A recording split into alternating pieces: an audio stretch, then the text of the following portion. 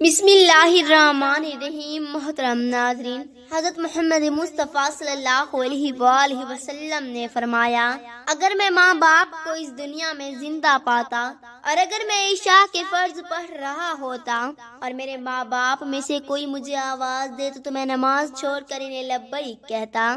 ایک مرتبہ حضرت علی رضی اللہ تعالیٰ عنہ اپنے حجرے میں موجود تھے کہ ایک بوڑھی عورت آئی اور عرض کرنے لگی، اے امیر المومنین، میرے دو ہی اولادیں ہیں، ایک بیٹا اور دوسری بیٹی، وہ دونوں ہی نافرمان ہیں اور وہ دونوں اکثر بیمار رہتے ہیں۔ میرے بیٹے کا رشتہ لینے کے لیے کوئی تیار نہیں اور بیٹے کو کوئی رشتہ دینے کے لیے تیار نہیں۔ میں ایسا کون سا عمل کروں جس سے ان کی زندگی میں برکت آئے اور وہ عمل انہیں نفع دے اور وہ میری نافرمانی بھی نہ کریں اور نیک ہو جائیں؟ میں ایسا کون سا کام کروں کیونکہ وہ دونوں نافرمان ہیں، میرا کہا نہیں مانتے، میرا بیٹا شراب اور دیگر گناہ بھی کرتا ہے، وہ دونوں دین اسلام سے مطابقت نہیں رکھتے۔ اے امیر المومنین، مجھے کوئی ایسا عمل بتائیے جس سے وہ دونوں راہ راست پر آ جائیں، دونوں کے رشتے بھی ہو جائیں، وہ فرما بردار بھی بن جائیں اور دونوں صحت مند بھی ہو جائیں۔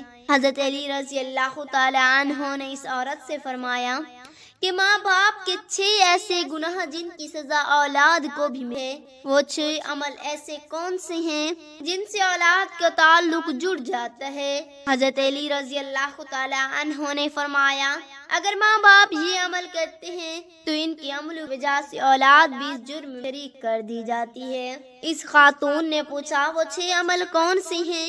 حضرت علی رضی اللہ تعالی عنہ نے فرمایا، وہ 5 عمل یہ ہیں۔ نمبر 1، جن اولاد کے ماں باپ سود کا کاروبار کرتے ہیں اور اسی رزق میں سے ان کی اولاد کھاتی ہے اور یہی گناہ ان کے ساتھ ساتھ ان کی اولاد کو بھی لے ڈوبتا ہے، کیونکہ حدیث نبوی صلی اللہ تعالی علیہ وسلم نے فرمایا، سود لینے والا اور دینے والا دونوں جہنمی ہیں۔ یہ نہیں، یہ کام جس گھر میں ہوتا ہے وہ تو جہنم ہے، اس گھر سے خیر کی توقع کیسے کی جاتی ہے؟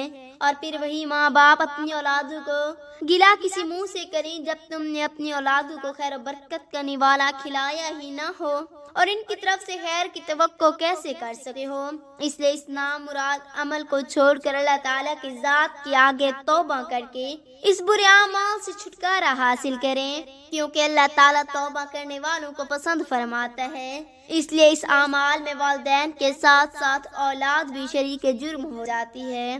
نمبر 2، جس گھر میں والدین قرآن مجید کو سمجھنے کے باوجود اس کی تلاوت نہ کریں تو ایسے والدین کو اللہ کے عذاب کے مستحق ہوتے ہی ہیں، لیکن ان کی سزا ان کی اولاد کو بھی ملتی ہے۔ ایسے والدین کی اولاد نافرمان بے حیا ہو جاتی ہے۔ آپ اپنے گھروں میں دیکھیں کہ قرآن مجید جو کہ اللہ تعالیٰ کی آخری کتاب ہے اور حضرت محمد مصطفیٰ صلی اللہ علیہ وآلہ وسلم پر نازل ہوئی، جو کہ قیامت تک کے مسلمانوں کے لیے ہدایت کا منبع ہے، لیکن افسوس کہ ہم صرف رمضان المبارک میں ہی قرآن مجید کو پڑھتے ہیں، یا پھر جب کوئی فوت ہو جائے ان کے سال ثواب کے لیے قرآن پاک کے چند لمحات تلاوت کر لیتے ہیں۔ قرآن مجید ہمارے گھروں میں موجود ہوتا ہے اور اس پر دھول جم جاتی ہے، مگر ہم اسے کھول کر پڑھنے کی کوشش نہیں کرتے۔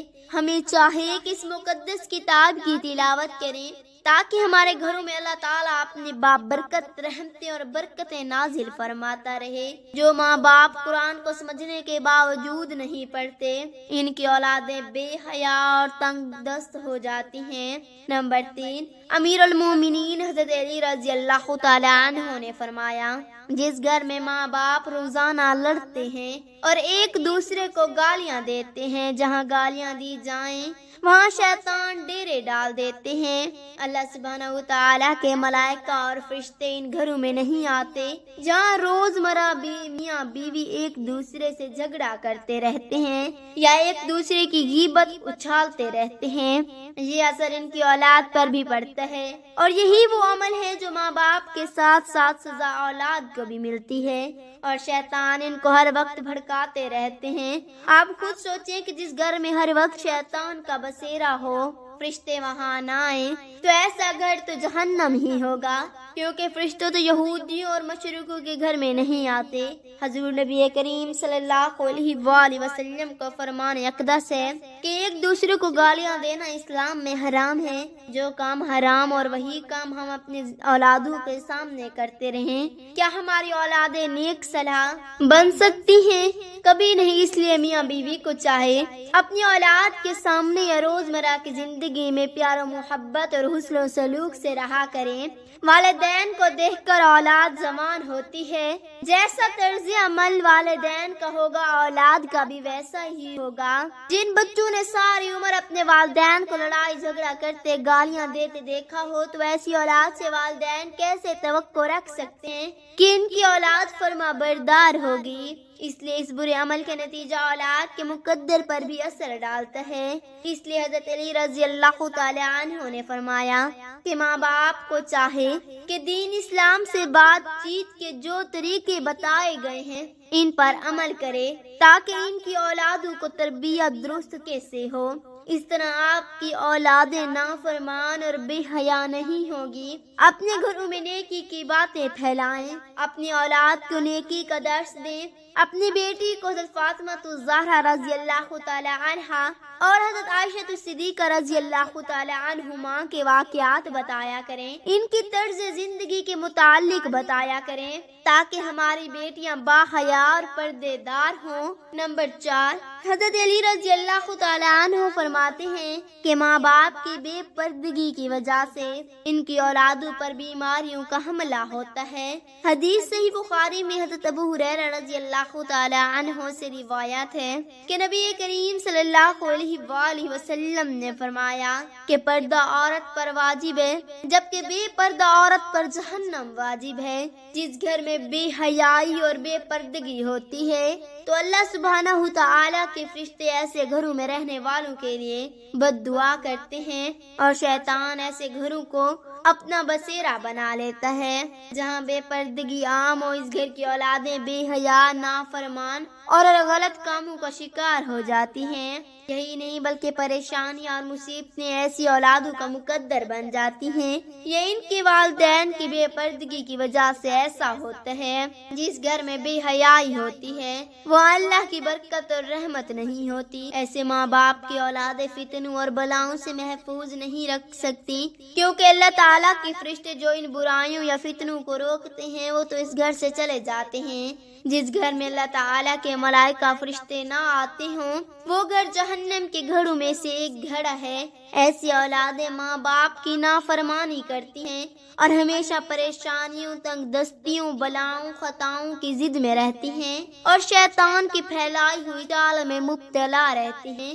ماں باپ کو چاہے کہ وہ پردے کا خاص خیال رکھیں تاکہ ان کی اولادیں بھی ان پیروی کریں۔ آپ نے مشاہدہ کیا ہوگا کہ آپ کے ارد گرد جو ماں باپ پردے کا خیال نہیں رکھتے تو ان کی باتیں زبان زد عام ہوتی ہیں۔ اکثر عورتیں یہ کہتی دکھائی دیتی ہیں کہ پردہ دل کا ہونا چاہیے، تو ایسی عورت کو اللہ کے غضب سے ڈرنا چاہیے کہ کیا ان کا دل حضرت فاطمہ الزہرا رضی اللہ تعالی عنہما اور حضرت عائشہ صدیقہ رضی اللہ تعالی عنہما کے دل سے زیادہ پاک برتر ہے؟ اگر ان کے لیے پردے کا حکم تھا تو آج کی خواتین اپنے آپ کو کس جگہ پر دیکھتی ہیں؟ محترم ناظرین، اپنی بیٹی کو حضرت فاطمہ الزہرا رضی اللہ تعالی عنہا کے واقعات بتائیں اور انہیں بتائیں کہ ان کے رول ماڈل کون ہونی چاہیے۔ آپ کو حضرت فاطمہ الزہرا رضی اللہ تعالی عنہا کا ایک واقعہ سناتے ہیں۔ شادی کے بعد نبی کریم صلی اللہ علیہ وآلہ وسلم حضرت فاطمہ کو گھر لے کر جا رہے تھے۔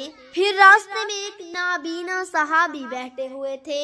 آپ رضی اللہ تعالی عنہا نے اپنے چہرے کو ڈھانپ لیا۔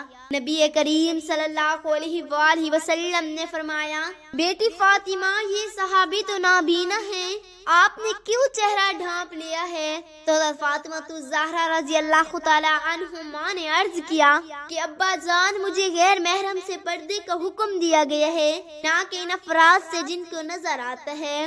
محترم ناظرین، حدیث پاک اور حکایات یا بزرگان دین کے ایسے اعمال ہمارے لیے ایک نمونہ ہیں جنہیں دیکھ کر سمجھ کر ان پر عمل کرنا ہماری زندگی آسان ہو جاتی ہے، اور ان باتوں پر، ان اعمال کی وجہ سے ہماری اولادیں نیک اور نبی کریم صلی اللہ علیہ وآلہ وسلم کی سنت مبارکہ پر اور صحابہ کرام رضوان اللہ تعالی علیہم اجمعین کے احکام پر عمل کرتی ہیں۔ میری مسلمان بہنوں اور بیٹیوں، یہ بات قابل غور ہے۔ یہودیوں کی چال ہے کہ مسلم معاشرے میں جدت کے نام پر بے حیائی کو پروان چڑھایا جائے، لہذا اس دور میں جتنا ہو سکے اپنی اولادوں کو صحابہ کرام اور اہل بیت کی زندگیوں کے متعلق بتائیں، تاکہ ہماری اولادوں کی زندگی میں ماں باپ کی کیے ہوئے اعمال کی وجہ سے ان پر کوئی آفت یا مصیبت نہ آ جائے۔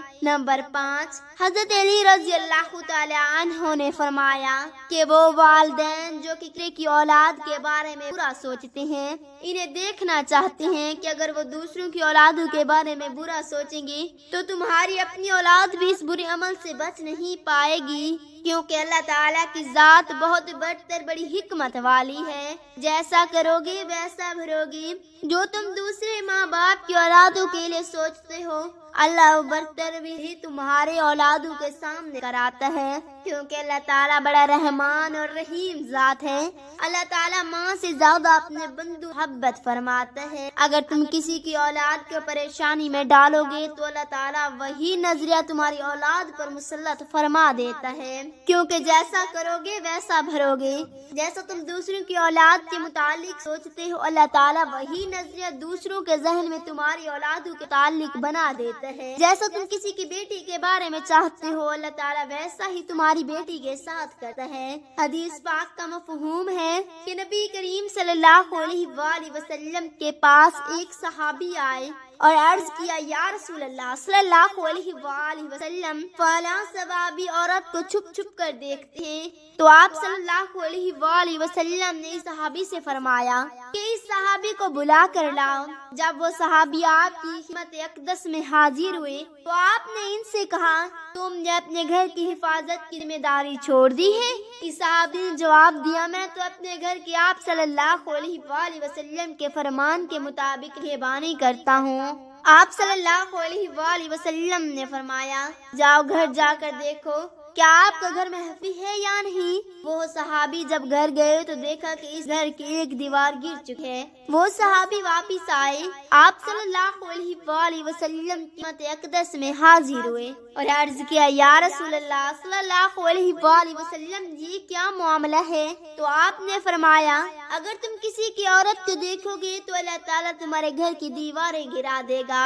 دوسروں کی بیٹیوں کو اپنی بیٹیاں سمجھو، ہر کسی کی بہن کو اپنی بہن سمجھو، تاکہ تمہاری عزتیں بھی محفوظ رہ سکیں۔ نمبر 6، حضرت علی رضی اللہ تعالی عنہ نے فرمایا، جو ماں باپ اپنے گھر میں حلال حرام کا فرق نہ کرتے ہوں، حرام وہ نہیں کہ حرام جانور کا گوشت کھا لیا جائے یا کوئی حرام چیز کھا لی جائے، یہ تو قطعاً حرام ہے۔ حرام وہ جو حلال کو حرام کر کے کھایا جاتا ہے، جیسا کہ کسی کو دھوکہ یا فراڈ کر کے اس کا حق کھا لیا جائے یا کسی غریب مسکین کا حق کھا لیا جائے تو یہ بھی حرام ہے۔ اگر حرام مال بچوں کو کھلائیں گے تو اولاد نافرمان، بے حیا اور بیماریوں میں مبتلا ہو جاتی ہے۔ آج کل یہ بیماری ہمارے معاشرے میں عام ہو چکی ہے کہ حرام کھانے والے نے اسے حلال سمجھ کر کھا رہے ہیں، جیسا کہ اپنے غریب ہمسائے کا حق کھا لیا یا ان کی عزت کی طرف ہاتھ اٹھا لیا یا کسی مزدور کی مزدوری کھا لی۔ یہ سب حرام کام ہیں جو نبی کریم صلی اللہ علیہ وآلہ وسلم کی مبارک حدیث میں مرکوز ہے کہ اللہ پاک فرماتے ہیں، جو بھی کسی کی بلا شد زمین ہتھی آئے گا، میں بروز قیامت وہ زمین 70 گنا بڑی کر کے اس کے گلے میں عذاب کو توق بنا کر پہناؤں گا۔ اس لیے ان حرام کاموں اور برے اعمالوں سے بچنا چاہیے تاکہ ہماری اولادوں پر یہ مصیبتیں اور آفتیں ان کی زندگی میں داخل نہ ہوں۔ اللہ تعالیٰ سے دعا ہے کہ اللہ تعالیٰ ہمیں ان حدیث پر عمل کرنے کی توفیق عطا فرمائے۔ میرا پڑھنا اور آپ کا سننا اپنی بارگاہ الہی میں مقبول فرمائے، آمین۔ اگر آپ کو ویڈیو اچھی لگی ہے تو اس ویڈیو کو لائک کریں، شیئر کریں اور چینل کو سبسکرائب کرنا مت بھولیں۔ شکریہ۔